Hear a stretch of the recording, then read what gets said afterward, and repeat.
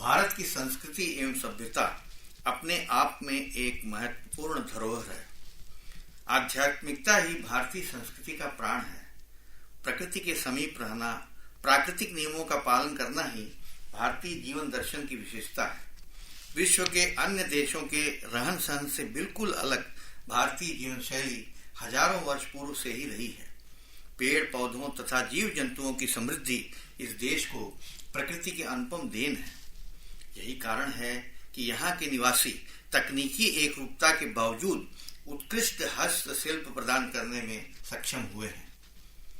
भारत की ऐतिहासिक पृष्ठभूमि पर नजर डालें तो हम पाते हैं कि भारत की सिंधु घाटी सभ्यता ईसा पूर्व काल में बहुत विकसित सभ्यता मानी जाती थी, जहाँ सुनियोजित शहर थे और उच्च कोटि की सार्वजनिक और निजी जल निकासी की उत्कृष्ट व्यवस्था थी। इतना ही नहीं, समुद्री व्यापार हेतु अच्छे बंदरगाह भी थे।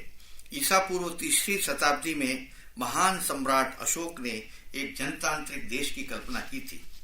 महावीर और गौतम बुद्ध सरीखे महान धार्मिक विचारकों ने धर्म और आध्यात्मिक विचारधारा की नींव ईसा पूर्व 6ठी शताब्दी में रखी थी, जो आज भी विश्व के अनेक भागों में मानव को उनके द्वारा बताए गए पथ पर चलने के लिए उद्वेलित कर रहा है।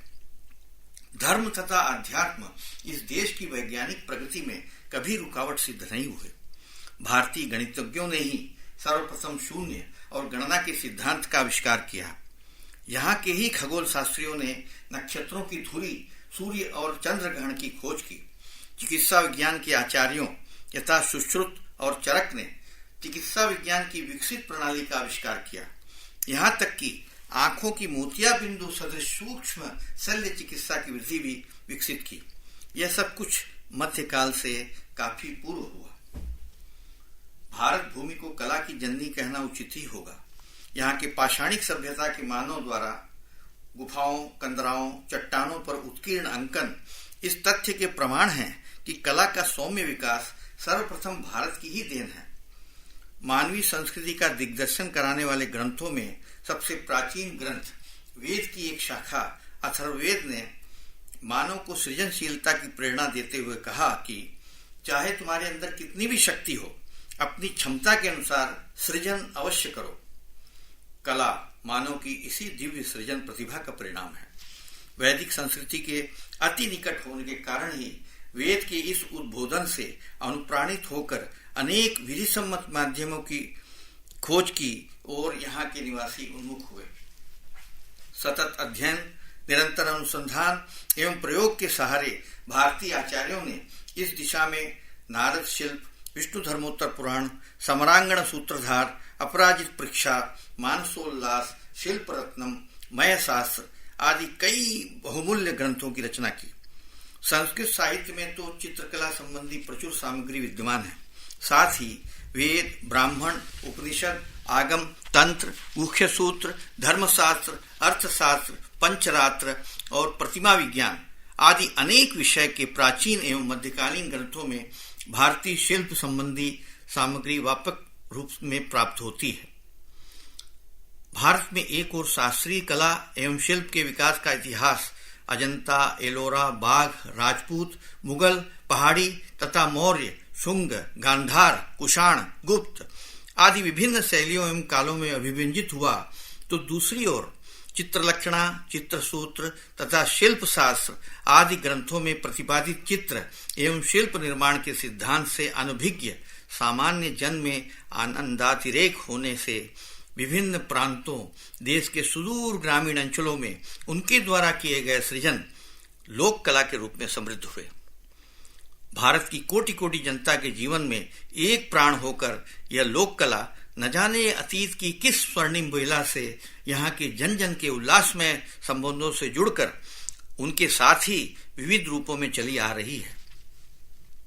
भारतीय चिंतन ने आदिकाल से ही सत्यम, शिवम, सुंदरम की अवधारणा को साकार करने हेतु हमें उत्प्रेरित किया है। विचार करने पर हमें ज्ञात होता है कि भारतीय जीवन दर्शन को साधन चतुष्टय धर्म, अर्थ, काम, मोक्ष नाम के 4 घेरों में पिरोया गया है। भारतीय चित्रकला तथा अन्य कलाओं की आधारशिला ही धर्म पर आधारित है। कला के निर्माण की अवधारणा देवार्चन एवं देवार्पण हेतु ही उदित हुई थी, जिनमें प्रथम आनंद, तत्पश्चात उस निर्मित वस्तु की उपयोगिता समाहित थी। त्वदीयं वस्तु गोविंदम तुभ्यमेव समर्पयेत्। यही भारतीय संस्कृति का प्राण है, सांस्कृतिक तत्व है। यहाँ प्राय हर धर्म ने कला के माध्यम से ही अपनी धार्मिक मान्यताओं को जन जन तक पहुंचाया है। वैदिक संस्कृति, जिसे हमारे पूर्वजों ने अपने अथक परिश्रम एवं अध्ययन अनुशीलन कर स्थापित किया था, का वह स्वरूप आज भारत में लुप्त तो नहीं हुआ, किंतु आज भी यत्र तत्र किसी न किसी रूप में अवस्थित है। ऐसे ही कुछ स्थानों में काशी का भी नाम है, जो विश्व के कुछ गिने चुने शहरों में से एक है, जिसकी लगभग 2500 वर्षों की जीवित परंपरा है। इस परंपरा से ही यह नगर भारतीय संस्कृति का केंद्र रहा है। यह न केवल पूर्वी और पश्चिमी संस्कृतियों का संगम स्थल रहा, अपितु उत्तर और दक्षिण की भी संस्कृतियां यहाँ आती जाती रही हैं। कारण प्राचीन काल से ही तीर्थ स्थल होने के कारण यहाँ भारतवर्ष के सभी क्षेत्रों के लोग आकर बसते रहे हैं और इनके साथ ही यहाँ पर उनकी संस्कृति और कला का भी समावेश होता रहा है। इस विशाल भारत खंड का ही एक लघु रूप बनारस है, जो दुनिया के प्राचीन शहरों में से एक है। इसीलिए बनारस को लघु भारत कहा जाता है। काशी, वाराणसी अथवा बनारस मात्र एक शहर नगर ही नहीं है, एक संस्कृति है, एक इतिहास है।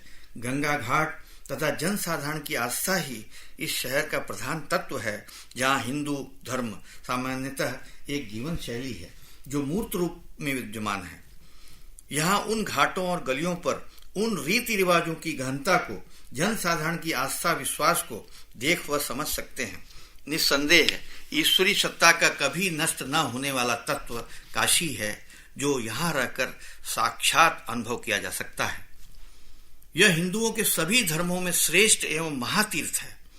ऐसी पारंपरिक मान्यता है कि प्रलय काल में भी इसका विनाश नहीं होता, क्योंकि इसकी स्थिति पृथ्वी के स्थान पर शिव के त्रिशूल पर मानी गई है। बनारस की धार्मिक एवं सांस्कृतिक चेतना का प्राण बिंदु गंगा है, जिसके किनारे स्थित घाटों की लंबी श्रृंखला भारतीय संस्कृति के समन्वयात्मक स्वरूप को उजागर करती है। गंगा की धारा के साथ 80 से आदिकेशव घाट के मध्य लगभग 4 किलोमीटर की लंबाई में अर्धचंद्राकार रूप में फैले 84 घाट एक प्रेक्षागृह की तरह शोभायमान होते हैं। अधिकांश घाट पक्के पत्थर के बने हैं। प्रायः हर घाटों की सीढ़ियों से होकर गंगा तट तक पहुंचा जा सकता है। घाटों के समीप स्थित मोहल्ले भारत के विभिन्न क्षेत्रों के लोगों के आचार व्यवहार, भाषा, धर्म, पर्व एवं महोत्सव आदि का प्रतिनिधित्व करते हैं, जिससे भारतीय संस्कृति की एकता की मूल चेतना उजागर होती है। साथ ही विभिन्न काल, क्षेत्रों एवं संस्कृतियों से जुड़े महल, मठ, धर्मशालाएं एवं मंदिर और उनकी विपुल मूर्तियां एवं धार्मिक सांस्कृतिक गतिविधियां अतीत एवं वर्तमान के अद्भुत समन्वय को दर्शाती हैं।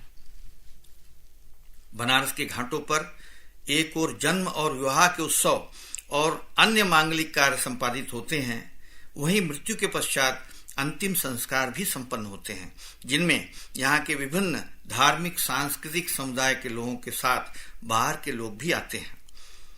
इसके अतिरिक्त धार्मिक प्रवचन, मंत्रोच्चारण तथा तांत्रिक साधनाओं का मुख्य स्थान भी यहाँ के घाट हैं। विभिन्न धार्मिक पर्वों का प्रारंभ या समापन इन घाटों के अतीत से आज भी जुड़ा हुआ है। तुलसी घाट पर होने वाला नाग नथैया, कालिया मर्दन, पंचगंगा पर कार्तिक पूर्णिमा को संपन्न होने वाला सार्वजनिक दीप प्रज्वलन, देव दीपमालिका, प्रहलाद घाट पर होने वाला नृसिंह मेला, दुर्गा पूजा, काली पूजा, सरस्वती पूजन एवं गणेश पूजन के पश्चात गंगा में उन प्रतिमाओं के विसर्जन, गंगा दशहरा तथा उत्तर प्रदेश शासन द्वारा आयोजित गंगा महोत्सव के रूप में घाटों पर होने वाले सांस्कृतिक महोत्सव, मुहर्रम के दिन घाट के समीप निवास करने वाले मुसलमानों द्वारा गंगा में ताजिया दफनाने यानी विसर्जित करने की परंपरा सांस्कृतिक धार्मिक गतिविधियों की दृष्टि से कुछ ऐसे उदाहरण हैं जो न केवल बनारस अपितु संपूर्ण भारत के अद्भुत सांस्कृतिक धरोहर हैं। भारत को एक ऐसे देश के रूप में वर्णित किया जाता है जो अपनी राजनीति से ही नहीं, अपनी संस्कृति से बंधा है।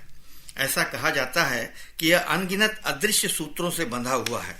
इस तथ्य पर गहराई से विचार करें तो हम पाते हैं कि भारत भूमि पर सर्वत्र विचरण करने वाले लोगों से विचारों, प्रथाओं और ज्ञान का आदान प्रदान बढ़ा है, जिसने भारत भूमि को स्थानीय विविधताओं के साथ एक एकीकृत संस्कृति प्रदान की है। इस तरह की देशव्यापी यात्राएं अदृश्य धागों के समान हैं, जो हमें सभ्यता की योजक कड़ी के रूप में कई युगों से बांधे हुए हैं। भारत के ऋषि मुनि, संत और आम तीर्थयात्रियों ने यात्रा की इस प्राचीन परंपरा को जीवित रखने में महत्वपूर्ण भूमिका निभाई है। बनारस की समन्वयात्मक एवं जीवंत धार्मिक और सांस्कृतिक चेतना ने प्राचीन काल से ही भारत के विभिन्न क्षेत्रों के आचार्यों, संत महात्माओं एवं अनेक विदेशी यात्रियों को अपनी ओर आकृष्ट किया है। काशी की यात्रा करने वाले संतों एवं आचार्यों में आदि शंकराचार्य, रामानुजाचार्य, माधवाचार्य, वल्लभाचार्य, सूरदास, चैतन्य महाप्रभु, कुमार स्वामी, गुरु नानक, गुरु गोविंद सिंह, गुरु तेग बहादुर, रामकृष्ण परमहंस, विवेकानंद आदि प्रमुख संत हैं। इन महात्माओं के अतिरिक्त रामानंद, कबीर, तुलसीदास, रविदास, औघड़पंथी कीनाराम, तैलंग स्वामी, हरिहर बाबा, स्वामी करपात्री, देवरहा बाबा, माता आनंदमयी जैसे युग पुरुष एवं अलग अलग पंथों के विचारकों की कर्मभूमि मुख्यतः वाराणसी ही रही है। प्रमुख विदेशी यात्रियों में फाहुआन, हेनसांग, अल्बरूनी, राल्फ फिंच, पीटर मंडी, बर्नियर एवं तावेर्निए, जेम्स प्रिंसेप आदि सभी ने तत्कालीन काशी की धार्मिक एवं सांस्कृतिक स्थितियों के विवेचन प्रस्तुत किए हैं। आस्था, विश्वास, परंपराओं को समेटे यह संपूर्ण भारत है, जहां सभी प्रांत के लोग निवास करते हैं। जैसे शरीर के एक एक अंग का विशेष संबंध मस्तिष्क से होता है, उसी तरह से भारत के एक एक प्रांत का संबंध काशी के एक एक मोहल्ले से है। कश्मीर का पंजाब के लाहौरी टोला से, गुजरात का चौखंबा और सूत टोला से, नेपाल का नेपाली खपरा से, महाराष्ट्र का दुर्गा घाट से, दक्षिण भारत का केदार घाट एवं हनुमान घाट, पश्चिम बंगाल का देवनाथपुरा और पांडे घाट से आदि। घाटों के समीप स्थित ये मोहल्ले भारत के विभिन्न क्षेत्रों के लोगों के आचार व्यवहार, भाषा, धर्म, पर्व एवं महोत्सव आदि का प्रतिनिधित्व करते हैं। धर्म की दृष्टि से भी काशी सभी धर्मावलंबियों का आश्रय स्थल है। यहाँ पर रामानुज संप्रदाय के लोग हैं तो वल्लभ मत के लोग भी हैं। सिख धर्म की भी यहाँ संगत यहाँ है। जैन और बौद्ध धर्मावलंबियों का तो यह तीर्थ स्थल ही है। मुस्लिम संप्रदाय के लोग औरंगाबाद, मदनपुरा, अलईपुरा, बिनियाबाग आदि स्थानों में बिना किसी बाधा के रहते हैं। यहाँ मंदिर, मस्जिद, गिरजाघर साथ साथ हैं। वास्तव में विभिन्न तरह की संस्कृतियों को काशी ने अपने में समाहित होने की सहज स्वीकृति दे दी है।